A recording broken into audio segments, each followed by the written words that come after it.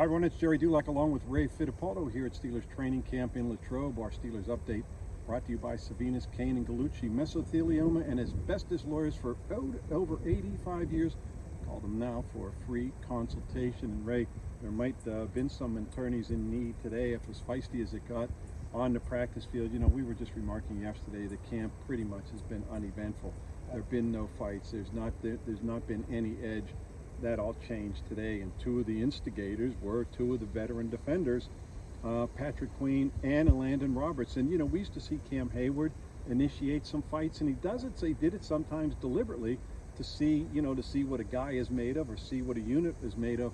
And after Landon Roberts took what he called a little love tap and knocked Justin Fields to the ground after a scramble, you know, he said the offense did what they were supposed to do. They came after him and responded, and he said that's a good thing. And it was the rookie guard, Mason McCormick, who came after Landon Roberts. Nate Herbig said afterward, when I asked him about seeing a rookie do that, he goes, I loved it. Yeah, and Troy Fautano went over as well, so you actually had two rookies, but Mason McCormick really cleaned him up. Yes, he did. He put a Landon Roberts on his wallet.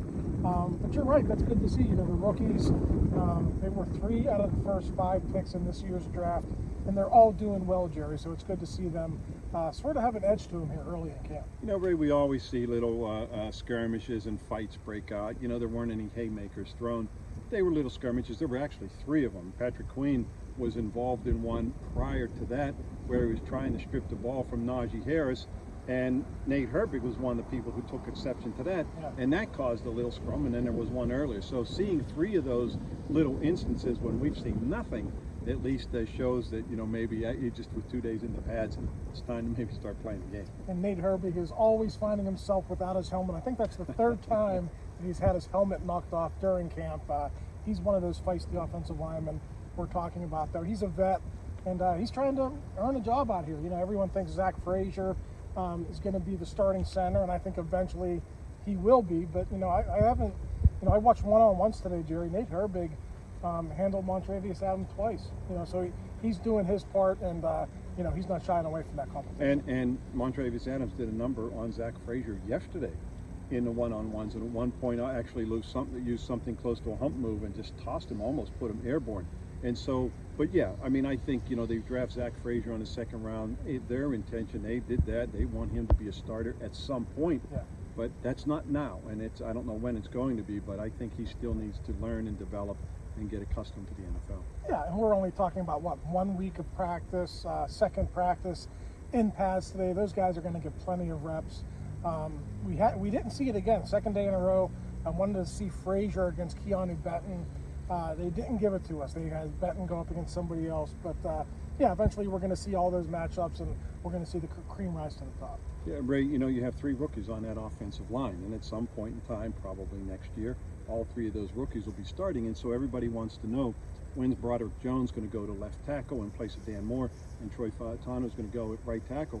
I actually think I had a chance to talk to Max Starks, a former offensive lineman, last night, and he was saying, and this was said to me on draft day, Troy Fautano could be a guy that his easiest path right now to get in the starting lineup might be at right guard. And so that is a possibility, and I'm not so sure that isn't the way he'll get into the starting lineup if you're looking to put your best 5 on the field. Yeah, I'm not saying in week 1, but maybe eventually. And there would have to be an injury, right? Because James Daniels and Isaac Seumalo were both your highest paid offensive linemen, making around $8 million each. So unless you see one of those guys getting cut, you know, we'll see about that.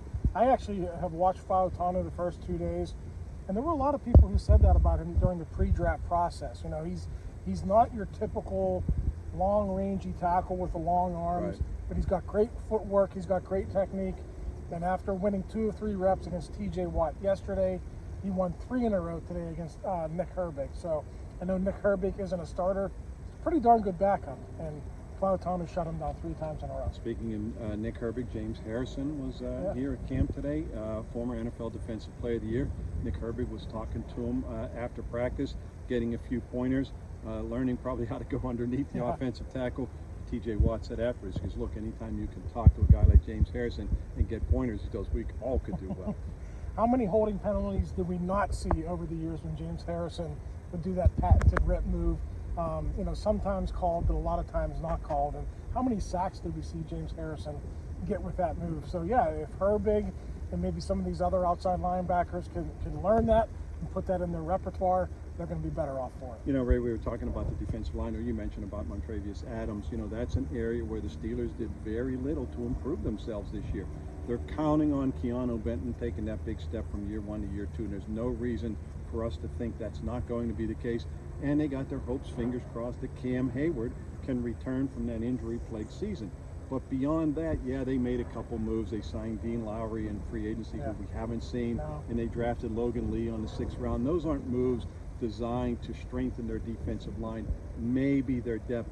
But to me, that's still an area with a big question mark, because that's the one area they haven't significantly improved that unit. Yeah, right now, the way I see it, you better hope Benton, Hayward, and Ogunjobi stay healthy, because if not, who's your top reserve right now? Isaiah Loudermilk? Maybe. Who's going to have a tough time making this team, I think. DeMarvin Leal, who hasn't really done much here early in camp, healthy scratch late last season. That's an area for concern. Maybe it's an area that they upgrade after roster cutdowns in early September. Yeah, Tara Austin said today when he was asked about DeMarvin Leal that, he's had some ups and downs, and he has. He had a fantastic rookie year, Ray. He showed that athleticism. They even used him at outside linebacker when T.J. Watt was hurt, but he took a big step backward last year. Well, he certainly didn't take a big step forward that they were hoping to see. And as you mentioned, late in the season, he was a healthy scratch. They're hoping that turns around, and he has a lot to prove this year. I mean, to me, he'll make the team. Isaiah Loudermilk's going to have a tougher time, but they're hoping DeMarvin Leal could go back to what they saw as a rookie. Yeah, and back as a rookie, versatile enough that he was athletic enough to go out and play outside linebacker. To me, last camp and even early this camp, I don't think he's been explosive. I haven't seen that athleticism. I know he told me in the spring that he dropped 10 or 15 pounds, so he's trying to get back to that, but he was a tweener coming out of college, and he's had a hard time kind of finding, I think, the right weight and the right position where he can help this team most. Yeah, and that was the funny thing too, Ray. At the end of his rookie year, I mean, he put on 10 or 15 pounds. He played at 310, and that wasn't his weight coming out of the combine. So now he's stripped some of that weight, hoping to maybe get back to where he was. Yeah, and they need it, Jerry. We talk about it ad nauseum. This team is razor thin at the position. They need somebody to step up after those top 3 starters. And Ray, so you look at what we've seen in training camp. Arthur Smith's the new coordinator. Everybody asks, what's the difference in the offense? Look, we're really not going to know until they play a game. But what we have seen is not only an emphasis on the running game and power football or physical football, but the offenses look pretty good. It has 7 shots. They ran it in twice again today. We've seen live tackling in 11-on-11, 4, 5, 6-yard gains. No, listen, I know Cam Hayward didn't do a lot today. I know T.J. Watt sat out today, but that's good on good. There's a lot of starters out there on that defense, and for the second day in a row, I thought the offense handled itself quite well. Real quickly, Roman Wilson, the rookie wide receiver from Michigan, injured his ankle yesterday. He's going to be out at least 2 weeks, and that's really going to set him back, and that's too bad, Ray. Steelers back on a practice field tomorrow morning, of course, 10:30 a.m. Friday Night Lights over at Latrobe Stadium. Ray will not be here tomorrow. It'll be Brian Batko and myself giving you the wrap-up after practice. For Ray Fittipaldo, I'm Jerry Dulac. You're watching Post-Gazette.com.